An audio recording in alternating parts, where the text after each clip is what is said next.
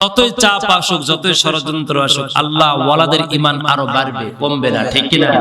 আমাদেরকে ধাক্কা দিয়ে লাভ নাই। পুকুরে ফেসি আছে, যদি একটা ঢেল মারেন, ওই ফেসি নড়াচড়া করে সব ফেসিকে আবার জাগ্রত করে ওই ফাঁকা জায়গাটা পূর্ণ করে। কথা বলেন ঠিক কিনা? আজকে মিজানুর রহমান আজহারীকে নিয়ে, আগে আল্লামা সাঈদীকে নিয়ে ষড়যন্ত্র করেছিলেন, এখন আজহারীর বেশি জনপ্রিয় দেখে যারা ষড়যন্ত্র করতেছেন, মনে রাখবেন আল্লাহর কোরআন দিয়ে আমরা কথা বলি, কোরআন দিয়ে মানুষকে ডাকি, কোরআনের পথ ছাড়া অন্য কোনো পথ শান্তিতে হতে পারে না। যারা পূর্বে খেয়ে গিয়েছে, নতুন করে খাওয়ার জন্য আর একদল রেডি হয়ে আছে। এইটা কোনো দলকে ইঙ্গিত করে বলে না আজহারী, কথা বলেন ঠিক কিনা? তারপরেও আপনাদের লাগে কেন? আপনাদের জ্বলে কেন? কথা বলেন ঠিক কিনা? এত তাড়াতাড়ি কিসের নির্বাচন? আরো 5 বছর সরকার এটাই থাক, তারপর নির্বাচন। কথা বলেন ঠিক কিনা? ক্ষুধা এত বেশি লাগে কে? 15.5 বছর খান নাই তো থাকতে পারেন নাই? বেশি জ্বালাবেন না, গিয়ার ঠেকে দিয়ে কিন্তু কথা বলবো, খুব ঠান্ডাতে কথা বলতেছি। জামালপুরে থানায় উঠাইছিল, চকমানিপুরের পাশে বাবলু চেয়ারম্যান আছে না? এই আমি বলছিলাম পেঁয়াজের দাম বেশি, এই ওয়াজ করার কারণে চকমানিপুরে মাহফিল করতেই দেয়নি ওই সময় পর্যন্ত। এরপরে মহিমাগঞ্জ স্টেজ থেকে ধাক্কা দিয়ে নেমে দিল জীবনে কত। এরপরে দিনাজপুর গাড়ি আটকায় না, 50,000 টাকা জরিমানা নিল, আরো কত। তারপরও ঠান্ডা আছে। আমাদের চাইতে আপনারা বেশি নির্যাতিত হন নাই। কথা বলেন ঠিক কিনা? যদি এখন কথা বলার কোন সাহসী বীর পুরুষ থাকে, কোন দল থাকে, সেটাই বলতে পারি বাংলাদেশ জামাত ইসলাম। কথা বলেন ঠিক কিনা? উচ্চ লেভেল থেকে নিচ লেভেল পর্যন্ত প্রত্যেকটা কর্মীকে ফাঁসির রশিতে ঝুলতে হয়েছে। পা হারাইছে, মা হারাইছে, বাবা হারাইছে, স্ত্রী পর্যন্ত জেল খেটেছে। কথা বলেন ঠিক কিনা? ফাজলামি করা বন্ধ করতে হবে। আমরা এখনো স্থির আছে, ঠান্ডা আছে। আমরা যদি শুরু করে দেই, তাহলে মনে রাখবেন সামনের দিনে এমন অবস্থা হবে, বেশিক্ষণ টিকতে পারবেন না। কথা রাখা, জোরে বলেন কথা রাখা। আল্লাহ রাব্বুল আলামিন বলেছেন, ইউরিদুনা লিইউতফিউ নূরাল্লাহি বিআফওয়াহিহিম ওয়াল্লাহু মুতিম্মু নূরিহি ওয়ালাউ কারিহাল কাফিরুন। আল্লাহ পাক বলেন, হে নবী আপনি টেনশন করবেন না, কনফিউশনের ভিতরে পড়ে যাবেন না। আপনার লেখা, আপনার নাম এবং আমার নাম খচিত একটা পতাকা জমিনে উড়াবো, আসমানে উড়াবো, পাহাড় পর্বতে সব জায়গায় উড়িয়ে দিব। এতে করে জালিমদের যত জ্বালা পোড়া হোক না কেন, যতই ওদের কলিজার ভিতরে দাও দাও করে আগুন জ্বলুক না কেন, আমি আল্লাহ আমার ওয়াদাকে আমি আল্লাহ পূর্ণ করে দেখায় দিব। কথা বলেন ঠিক কিনা? আল্লাহ পাক ধান্দাবাজদের বিষয়ে, জালিমদের বিষয়ে, যারা দেশের অর্থ সম্পদগুলো খাওয়ার জন্য ক্ষুধার্ত হিংস্র প্রাণীর মতো, সিংহার বাঘের মতো যারা চাইয়া আছে জনগণের মাল দিয়া কখন পকেট ভরানো যায়, জনগণের সম্পদ দিয়া কখন বিল্ডিং গুলো বানানো যায়, তাদের সম্বন্ধে আল্লাহ পাক বলেছেন, ইয়া মাশারাল জিন্নি ওয়াল ইনসি ইন ইসতাতা'তুম আন তানফুযু মিন আকতারিস সামাওয়াতি ওয়াল আরদ ফানফুযু লা তানফুযুনা ইল্লা বিসুলতান ফাবিআইয়ি আলা'i রাব্বিকুমা তুকাযযিবান।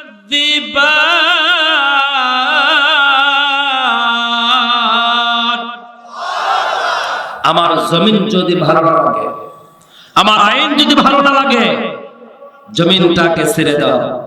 নতুন কিছু প্রতিনিধি পাঠাবো যারা জমিনে আমার দিন প্রতিষ্ঠার জন্য, ইসলামের আন্দোলন করার জন্য, কোরআনের আইনকে সংসদ পর্যন্ত পৌঁছার জন্য তারা তাদের জীবন দিবে, রক্ত দিবে, সম্পদ দিবে, বিধবা হবে, এতিম হবে, সন্তান হারা হবে। কথা বলেন ঠিক কিনা? কথাটা কার? বাংলাদেশ জামাত ইসলাম এবং বিএনপির ভিতরে তফাৎ হলো একটি জায়গা। বলবো বলবো? আরে ভাই আপনারা ভয় পাচ্ছেন আমার চাইতে বেশি। আমি তো রাত 2টা-1টার দিকে যাব, আপনি তো বাড়িতে যা ঘুমাবেন। ওই সময় ভয় করি না। এখন তো কিছুই মনে করি না, বুঝেন না? কিছুই মনে করি না। একটা জায়গায় শুধু পার্থক্য, সবাই আমার দিকে নজর করেন, একটা জায়গায় পার্থক্য। জামাত ইসলাম এই আয়াতটা আমল করতে চায় আর বিএনপি এইটা আমল করতে চায়। কথা হলো দুইটা, শেষ, ফিনিশিং। এক, আল্লাযীনা ইম্মাক্কান্নাহুম ফিল আরদি আকামুস সালাহ ওয়া আতাউজ যাকাত ওয়া আমারু বিল মা'রুফ ওয়া নাহাউ আনিল মুনকার। আল্লাহ পাক বলেছেন ক্ষমতা আসার পরে 4টা কাজ করতে হবে তোমাদেরকে। জোরে বলেন কয়টা? 1 নাম্বার, নামাজ কায়েম করতে হবে। বিএনপি গঠনতন্ত্রের ভিতরে নামাজের কথা আছে, জোরে বলেন আছে? আওয়ামী লীগের আছে, জাতীয় পার্টির আছে? নাই। কিন্তু জামাত ইসলামের যদি আপনি একজন সক্রিয় কর্মী হতে চান তাহলে অবশ্যই কম্পালসরি আপনাকে নামাজ পড়তেই হবে। এই আইন কি জামাতের ইসলামের বাপের না আল্লাহ? কোরআনের আয়াত বলেছে, যদি কারো সাহস থাকে তাহলে এটা ট্রান্সলেশন করো। আল্লাযীনা ইম্মাক্কান্নাহুম ফিল আরদি আকামুস সালাহ।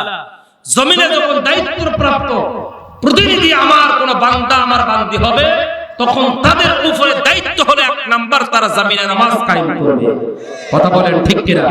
2 নাম্বার, জমিনের সকল ইসুনুসু মানুষকে এক চোখে দেখে যাদের অর্থ সম্পদ আছে না দিতে চাইলে বুকের উপরে পা দিয়ে কলার টাকা টেনে ধরে কত টাকা যাকাত আছে দাও। যেমন পুলিশ পাঠা দিয়ে সুদের টাকা উঠায় না, পুলিশ পাঠায় এদের ব্যাংক থেকে লোন নিলে বাড়ি বাজেয়াপ্ত হয়ে যায়, জমির দলিল ফেরত দেয় না, হয় না বাজারে?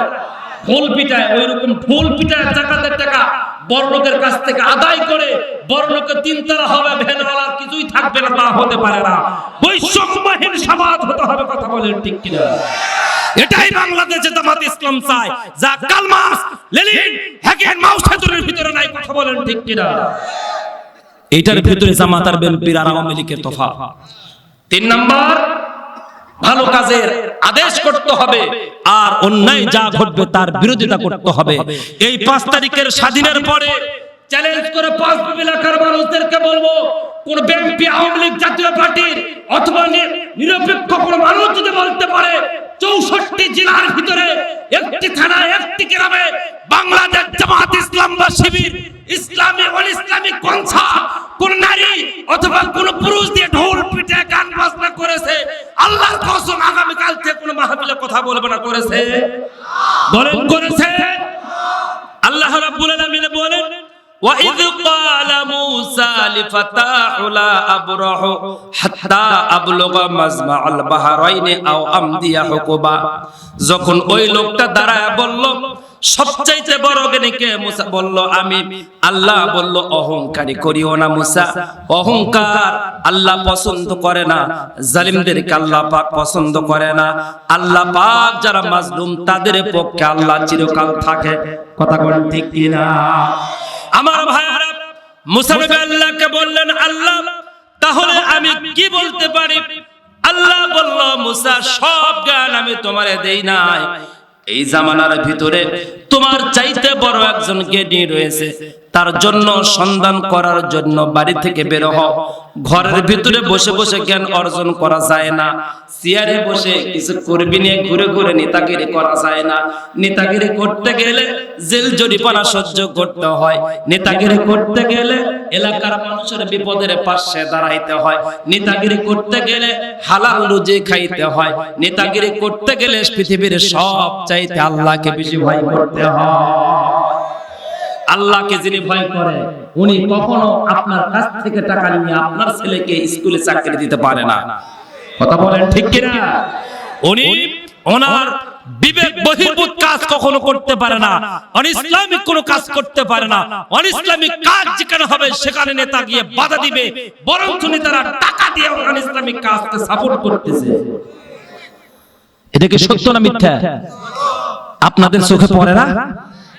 ওনার চোখে পড়ে না, কারণ খতামাল্লাহু আলা কুলুবিহিম। আল্লাহ পাক সূরা বাকারার 2 নম্বর পৃষ্ঠায় বলেছেন, প্রত্যেকটা মুনাফিকের, জোরে বলেন কি বললাম, প্রত্যেকটা মুনাফিকের সবচাইতে বড় বেড়া, সবচাইতে বড় বেধি, তাদের হক কথাগুলো তাদের চোখের সামনে যখন বলা হয় তাদের কলিজার ভিতরে জ্বালা পোড়া শুরু হয়ে যায়। আর ওদের সবচাইতে কঠিন মলম যারা পোড়া মলম হলো হক। কোন ব্যক্তি তাদের সামনে কথা বললে তাকে আক্রমণ করার জন্য, ষড়যন্ত্র করার জন্য, সব দিক থেকে তাকে গ্রাস করার জন্য লোকজন লেলিয়ে দেয়, তিনিও তার প্রতি ঝাঁপিয়ে পড়ার চেষ্টা করে। কথা বলেন না কেন? সম্মানিত ভাইরা আমার, মুসা নবী বললেন জ্ঞান অর্জন করতে চাই, আপনি আমারে বলুন কোথায় যেতে হবে। আল্লাহ পাক বললেন মুসা ছোট্ট একটা বাটি নাও, বাটির ভিতরে বাজার থেকে একটা মাছ নিয়ে আসো, ওই মাছটাকে ভাজো, ভাজার পরে বাটিতে নাও, রওনা দাও, এমন একটা জায়গায় যাবা যে জায়গার কথা আল্লাহ পাক বললেন লা আবরাহু হাত্তা আবলুগা মাজমাআল বাহরাইনি আও আমদিয়া হুকুবা। দুইটা নদী পাবা, দুইটা নদীর যে জায়গায় মুখামুখি একত্রিত হয়েছে, ওই একত্রিত জায়গায় যখন তুমি যাবা তোমার চাইতে সব চাইতে বড় একজন জ্ঞানীর তুমি সন্ধান পেয়ে যাবা। জোরে কোন আল্লাহু আকবার। আল্লাহর নবী মুসা সাথে নিলেন উইসা বিন নুন, সাথে নিয়ে বাটিটা নিয়ে রওনা দিলেন। চলতে চলতে ক্লান্ত হয়ে গেল, একটা গাছ পাইলেন, গাছের কিনারায় বসলেন। মুসা নবী বললেন বাবা উরুটা গায়ে দাও, একটু ঘুমাবো। ঘুমায়া গেলেন, একটু পরে ঘুম থেকে জাগলেন, জাগার পরে বললেন বাবা উইসা ঘুমাইলেই হবে না, রওনা দাও, জ্ঞান অর্জন করার জন্য আসছে। কিছু দূর গেলেন, যাওয়ার পরে মুসা নবী বললেন বাবা আমি ক্ষুধার্ত, বাটির ভিতরে মাছ ছিল, মাছটা আমারে দিয়ে দাও। উইসা বলল চাচা ওই মাছটা তো যে জায়গায় আপনি ঘুমাইছিলেন পাশে একটা নদী ছিল, দুই সাইডের পানি এত জোরে ধাক্কা দিল আমার বাটিতে এসে পড়লো, মাছটা লাফাইতে লাফাইতে ওই বাটি থেকে লাফাইতে লাফাইতে নদীর ভিতরে চলে গেল। মুসা নবী বলল আশ্চর্য ব্যাপার, আমাকে কেন বলো না?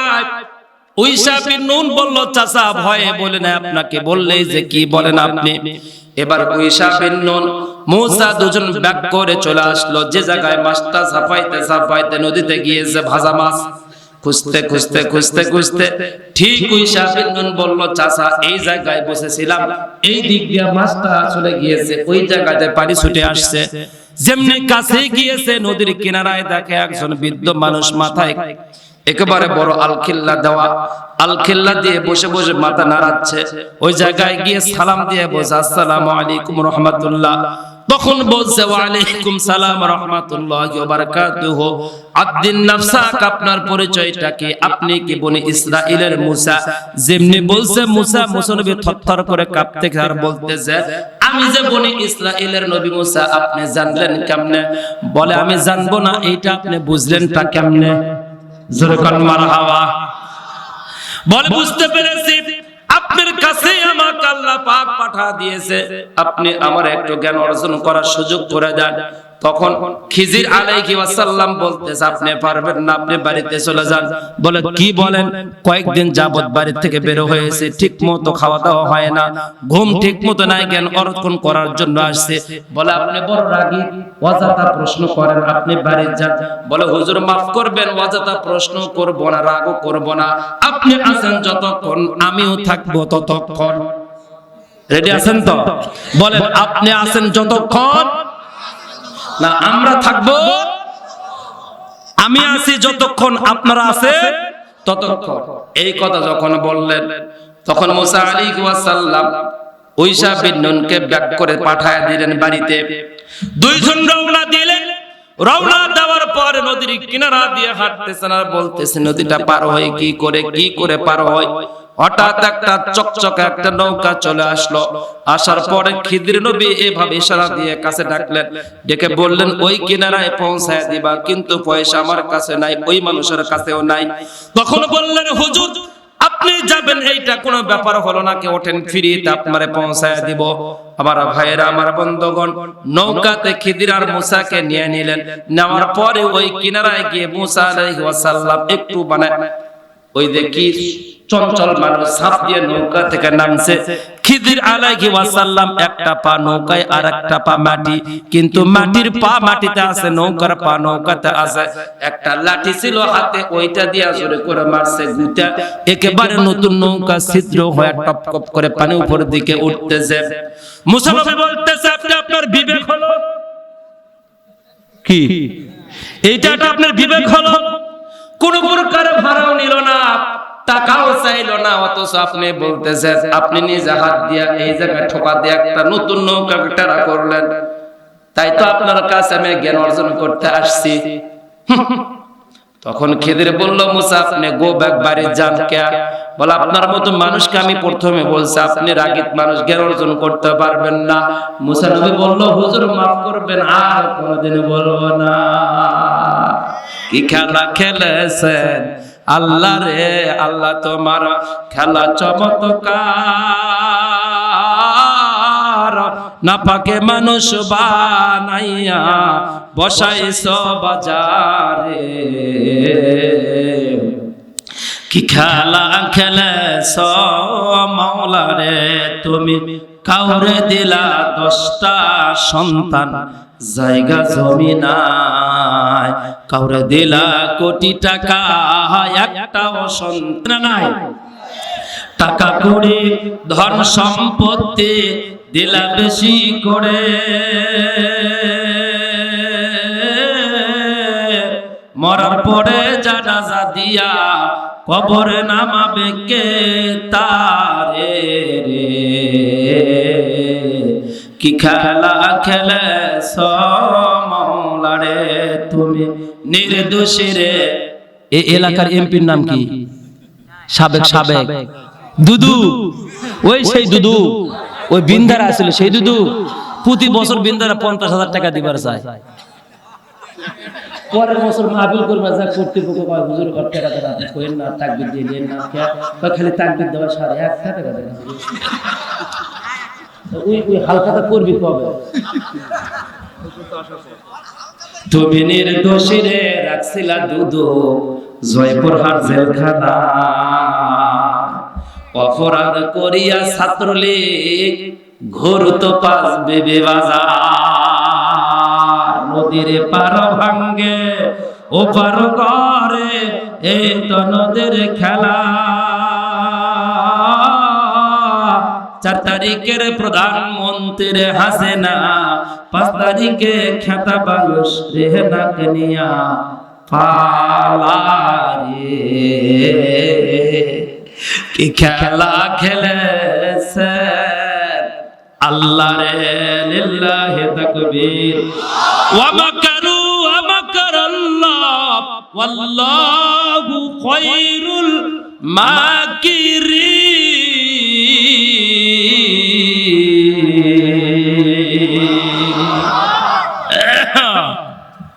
মুসা আলাইহিস সালাম বলতেছে, ভালো নৌকা আপনি স্কুটে করে দিলেন, এটা কথা হলো? বলে পারবেন না, আপনি বাড়ি যান, কোন মাফ করবেন। আর না সামনের দিকে যায়, কে আরেকটা সামনের দিকে যায়, আর বলবো না। কিছু দূর যাওয়ার পরে অনেকগুলো বাচ্চা কাচ্চা খেলাধুলা করতেছে, একেবারে ফুটফুটে সাদা গোলাপ ফুলের পাপড়ির মতো চেহারা। বাচ্চাটা এই জায়গা ধরে উপর মুখে তুলে দিয়েছে, থাক না ম্যাপ করে ওটা মরে গেছে। আচ্ছা, একটা সুস্থ মানুষের দেখলে কি করবি? কোনটা ওটা তো আর আওয়ামী লীগের জামানা ছিল না যে দেখেও চুপ করে যাবি, বোঝেন না ব্যাপারটা? এটা হলো ইউনূসের জামানা, দেখার সাথে বলতেছে এটা কাজ করলেন আপনি, মারবেন তো, এটা কালিয়াটাক মারলেন না কেন? এত চকচকাটাক মারলেন যে? তো বললো যে আমি আপনাকে আবার বলতেছি, আপনি গো বাড়ির যান তো, ডিস্টার্ব করেন না। বলছে হুজুর মাফ করবেন, হুজুর জ্ঞান অর্জন করার জন্য আসছে। হুজুর ছাত্র তো এইরকম অপরাধ হয়, কি কর? আমি তো পদত্যাগ করিনি, তো তুমি আসো। কথা বলা পদত্যাগ করেননি তো তুমি আসো। কি তুমি আসো, কন্যাকে আসো, আসো বউ আইয়া, তুমি আইয়া এবার আইসা বুঝি আর পাইবা না, খোঁজনায় বহু কাদের কাউয়া, অবস্থা খারাপ দরবেশ বাবার। হাউন আঙ্কিল এখন ভাতের হোটাল দেয় না, বউ আইয়া তুমি আইবা গো, এবার আইলে বুবু মোদের সাথে দিব বিয়া। এ কথা কোন নাকি? বেশি কিন্তু লাফাঝাফা করেন না, আবার খেপে উঠলে 3টে বন্দোবস্ত করবো কিন্তু। সম্মানিত ভাইয়েরা, সামনের দিকে আগাচ্ছে। ঘটনা কয়টা? একটা হলো নৌকা ছিদ্র, 2 নাম্বার হলো বাচ্চাক মারলো। এত পাষাণ মানুষের সাথে কি করে জ্ঞান অর্জন করা যায়? সামনের দিকে গেল, যাওয়ার পরে ছাতি নিলে মানুষগুলো খুব কিপটা। ওই গ্রামে ঢুকে বলতেছে, বাবা আমরা মুসাফির, একটু খাবার দেন। নারী পুরুষ সবাই বলতেছে 2-3 দিনের অনাহার, আপনাকে খাবার দেবো কেমনে? নাই নাই নাই। এই কথা যেমনি বলছে, মুসা নবী বলতেছে আল্লাহ যেন নাই করেই দেয়। তখন খিদির বলতেছে, আপনি এটা বলছেন কেন? বলে ক্ষুধা লাগছে, রাগ করে বলছি। বলে এই জন্য তো বলছে আপনি জ্ঞান অর্জন করতে পারবেন না। চলতে চলতে একেবারে খিদিরপুরের কাছে যাওয়ার পরে দেখে একটা দেওয়াল এরকম বাঁকা। মুসা নবী বলছে ওই মাথা ধরেন, আমি এই মাথায় ধরবো, কি করব? বলে দেওয়ালটা পুনরায় সোজা করে দেওয়া লাগবে। বলে আমি পারবো না। বলে গো ব্যাপারে জান কে পারবেন না? কই ক্ষুধার যন্ত্রণা। তখন মুসা নবী বলছে না না এখন পারবো, ভুল হয়েছে, মাফ করেন। ঠেলার নাম বলে বাবাজি। ওরা মনে করেছিল বাংলাদেশের জামাতারা বিএনপি আমার দলকে আমার চেয়ার কেড়ে নিয়েছে, ধাক্কা দিলেই পড়ে যাবে, মুদিক নিয়ে যায় আবার বসবো, বসার পরে বাংলাদেশ যা আছে সব ইন্ডিয়ান নাম লিখে দিব। ডক্টর ইউনূসকে চেনো না? পৃথিবীর 156টা 96টা স্বাধীন দেশের ভিতরে 3টা দেশে নোবেল বিজয়ী রয়েছে প্রধানমন্ত্রী, তার ভিতরে আমাদের এই ছোট্ট বাবু ডক্টর প্রফেসর ইউনূস একটা। জোরে কোন মারহাবা। এমনি কয়নি 7 স্টার করে দিব, বুঝেন না? কেরা ওয়ান টাইম, কি টাইম? One time. প্রয়োজন হলে বাংলাদেশে 4.5 লক্ষ মাদ্রাসা 1 কোটি ছাত্রদেরকে আমরা ট্রেনিং দিব। ট্রেনিং দেওয়ার পরে ইনশাআল্লাহ মাঠে নামবো। হাসিনা তুমি তো চেনো না, আমরা বাঙালি, আমরা আগাই, আমরা পিছাই না। কথা কোন ঠিক কিনা? প্রাচীরটা খাড়া করে দেওয়া লাগবে। মুসা নবী সাফে পরে খাড়া করে দিল। খিদির বললেন আপনি আগাইবেন না, আর সম্ভব না। বলে আর একটু জ্ঞান অর্জন করব না, না আর করা যাবে না। কেন করা যাবে না? বলে আপনি বড় রাগিত, বারবার করেন প্রশ্ন, এত প্রশ্ন করলে আর জ্ঞান অর্জন করানো সম্ভব হয় না। উত্তর দিতে গিয়ে সময় চলে যায়, আমি পারবো না, আপনি এখন বাড়ির দিকে চলে যান। তবে ও মুসা আপনাকে আমি 3টা জিনিস যে দেখাইলাম, এই 3টা জিনিসের উত্তর নেন। কেন নৌকা ছিদ্র করলাম, কেন বাচ্চাটাকে মারলাম, কেন বা আমি প্রাচীরটা সোজা করে দিলাম। মুসা নবী শোনার পরে বাড়ির দিকে চলে যাবে। আপনারাও কে শুনবেন না? শোনার আগে বাড়িতে যাবেন। শুনবেন শুনবেন শুনবেন। কারা কারা শুনবেন? ডান হাতটা তুলে ঝাঁকাটা তাকবীর দাও। লিল্লাহে তাকবীর, লিল্লাহে তাকবীর। আল কোরআনের আলো, আল হাদিসের আলো, দুনিয়ার মুসলিম জিহাদ জিহাদ জিহাদ চাই, জিহাদ জিহাদ জিহাদ চাই। বদরের হাতিয়ার গর্জে ওঠো আরেকবার, বদরের হাতিয়ার, 24-এর হাতিয়ার। এগুলা মাঝে মাঝে স্লোগানও দিবেন। সম্মানিত ভাইরা আমার, আমি এই 3টা কথা বলে আমিও বিদায় নেব বলি ইনশাআল্লাহ। ওইদিকে 200 বছর পরে ওই লোকটা ক্ষমা পাইলো ছোট্ট 2টা আমলের কারণে, ওইটাও আমি বলতে পারবো যদি সময় দেন, বলি ইনশাআল্লাহ। তবে আপনাদেরকে অনুরোধ করব, এখানে মা নাই কার কার? হাত তোলেন তো দেখি। মা নাই কার কার? মারা গিয়েছে হাত নামান। বাবা নাই কার কার? যাদের বাবা নাই হাত তোলেন, হাত নামান।